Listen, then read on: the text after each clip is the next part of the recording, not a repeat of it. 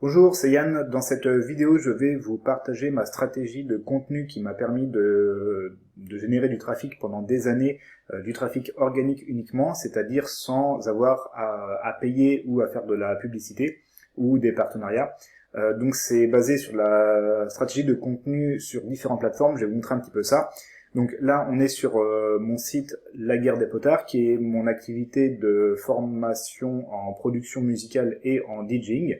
Donc c'est vraiment autour de cette activité que j'ai créé donc des formations et que j'ai créé beaucoup de contenu sur les réseaux sociaux, mais pas que, pour amener du trafic vers une ou plusieurs squeeze pages, donc des pages de capture, hein, comme celle-ci par exemple, pour recevoir pour récupérer l'adresse email d'un prospect en échange d'une valeur, comme des guides gratuits, comme des banques de sons, des formations comme ça qui sont offertes en échange de l'email.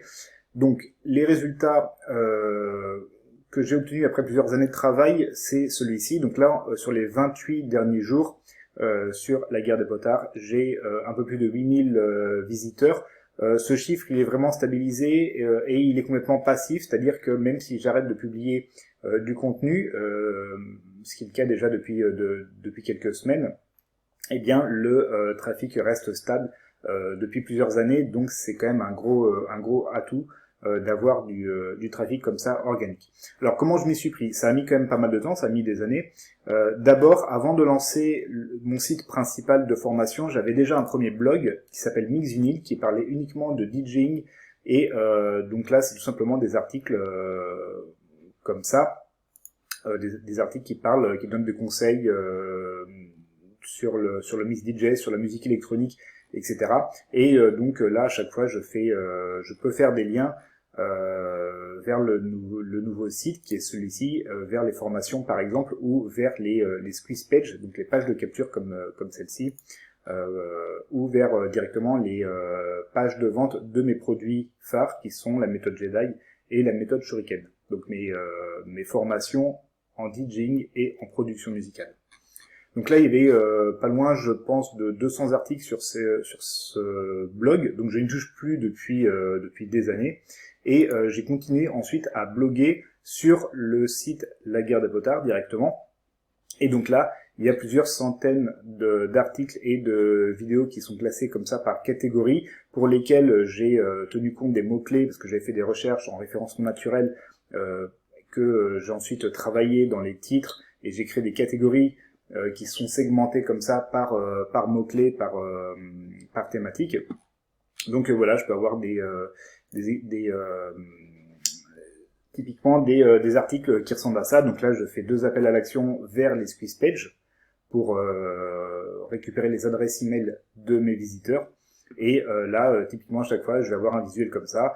Je vais avoir des fois des liens affiliés, des fois des liens vers mes produits ou vers mes pages de capture. Et j'ai créé comme ça des articles dont l'interface est très épurée, j'ai pas de pop-up, j'ai pas de sidebar, j'ai pas de choses qui clignotent dans tous les sens, je cherche à maintenir au maximum l'intérêt et l'attention du visiteur pour lui apporter déjà de la valeur gratuitement comme ça, et ensuite l'inciter, s'il veut aller plus loin, il peut aller comme ça, par exemple, vers ma formation en DJing par exemple, comme c'est le cas sur cet appel à l'action. Donc voilà, ce sont des articles assez complets comme ça, donc ils sont bien référencés dans Google. J'essaie d'inclure des mots-clés de temps en temps, mais je ne cherche pas à suroptimiser pour le référencement naturel.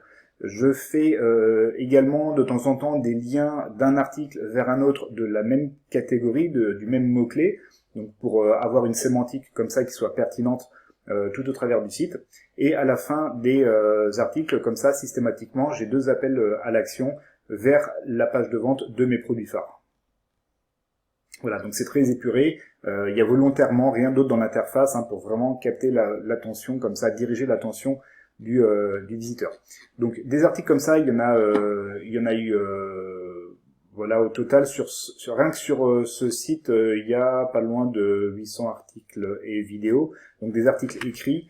Les vidéos que je publie sur ma chaîne YouTube, elles sont relayées sur le blog également. Donc voilà, pareil, c'est un petit peu le même principe. J'essaie à chaque fois d'inclure des mots-clés dans le titre, dans la description, j'en prends une par exemple. Voilà, hop. Dans les descriptions, par exemple ici, ça peut m'arriver de reprendre des mots-clés pour le référencement. En tout cas, je mets une description avec à chaque fois des appels à l'action vers les pages de vente ou vers les squeeze pages. Je rajoute également des liens comme ça pour mon matériel. Ce sont des liens affiliés, donc ça me fait un revenu complémentaire en plus de mes formations. Et puis voilà, en gros, donc là il y a quelques centaines, comme ça il y a au moins 300 vidéos sur la chaîne YouTube. Donc ça fait des liens retour, comme ça fait des inscriptions en automatique sur le long terme. Le référencement naturel, ça va plus loin que ça. J'ai également été chercher des backlinks, donc des liens sur d'autres sites qui pointent vers mon site, vers mes pages de vente, vers mes squeeze pages, pour donner de la visibilité et de la crédibilité auprès de Google. Ce travail, je l'ai fait moi-même, mais je l'ai aussi délégué des fois à une agence de référencement naturel pour accéder comme ça à plus de sites externes et qui font des liens retour vers mon site. Donc voilà, ça c'est sur la page Facebook. Donc même chose, à chaque fois que je publie un article écrit ou une vidéo, je vais la relayer sur la page, et quand c'est une vidéo, généralement je l'upload au format natif, puisque c'est bien plus apprécié par Facebook, donc ça va être davantage mis en avant. Donc voilà, comme ça à chaque fois je peux avoir les articles, les vidéos qui sont comme ça relayés sur la page Facebook. J'ai même ça arrive également, généralement je republie aussi les articles écrits sur Instagram. Je vais pas montrer là, mais Instagram je l'ai pas développé plus que ça, mais ça fait toujours un peu plus de visibilité. Ensuite, à une époque, je publiais des articles invités sur Audiofanzine, qui est un webzine bien connu dans le milieu pour les musiciens, notamment en musique électronique. Donc là, j'avais fait des articles pédagogiques comme ça, pour donner des techniques, par exemple, pour les DJ. Et ce que je faisais, c'est que à la fin, j'avais comme ça un appel à l'action pour en savoir plus sur moi, et on pouvait télécharger un pack d'initiation au mix. En fait, là, ça renvoie vers ma squeeze page. Donc ici, je récupère comme ça les emails de mes prospects. Donc j'ai fait plusieurs articles comme ça, des dossiers, donc c'est pareil, ça faisait de la visibilité, ça faisait des backlinks. Il y a également, j'ai mis en place un système d'affiliation vers mes formations, ce qui permet à d'autres personnes, des marketeurs, des blogueurs, des youtubeurs, etc., de faire des liens affiliés vers mes offres, et ça peut comme ça aussi gagner en visibilité, faire un petit peu plus de trafic ciblé. Donc là par exemple on est sur un site où il y a des liens retour vers mes offres. Là également un autre site qui va parler comme ça de mes offres, de mon site. Et là également, ça c'est mon site de musique où j'expose mes morceaux et mes mix. Et pour les gens qui me connaîtraient par ma musique, je fais également un lien comme ça vers les formations. Donc l'idée c'était comme ça d'avoir plein de sources de trafic différentes qui pointent vers mes offres. Donc c'est vraiment un entonnoir, un tunnel de vente au sens large. Et une fois que j'ai capté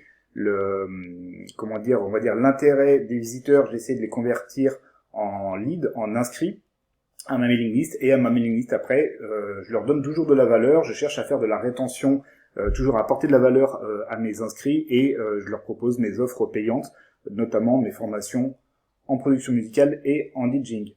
Voilà pour cette stratégie qui a plutôt bien fonctionné pour moi, puisque encore une fois ça continue de faire du trafic de manière passive même sans travailler. C'est beaucoup de travail pour mettre ça en place, mais par contre après c'est pérenne. Ça fait plus de 10 ans que le site de la guerre des potards fonctionne, donc c'est le référencement naturel, c'est quelque chose qui fonctionne de manière pérenne, même après avoir subi les différentes modifications de l'algorithme de Google. Comme j'avais toujours fait du référencement naturel propre, white, sans aller sur des techniques borderline, toujours très très carrées dans les règles de Google, Ça permet de survivre comme ça dans le temps. Donc voilà, si ça vous intéresse d'en savoir plus sur qui je suis ou sur les services que je peux vous proposer, vous pouvez me contacter à cette adresse, yann@yc-copywriting.com. Je peux vous proposer de rédiger des textes de vente persuasifs pour vous aider à augmenter votre chiffre d'affaires, tout simplement en augmentant les conversions de vos visiteurs en inscrits à votre mailing list ou de vos prospects en clients. Je peux vous aider à améliorer vos offres, à augmenter la rétention de vos clients si vous avez une offre à abonnement par exemple. Je peux vous aider à recruter des affiliés pour vendre plus. Bref, il y a énormément de choses à faire autour du marketing en ligne, donc n'hésitez pas à me contacter et je me ferai un plaisir de voir si on peut éventuellement travailler ensemble. Voilà, merci pour votre attention et je vous dis à très bientôt. Au revoir.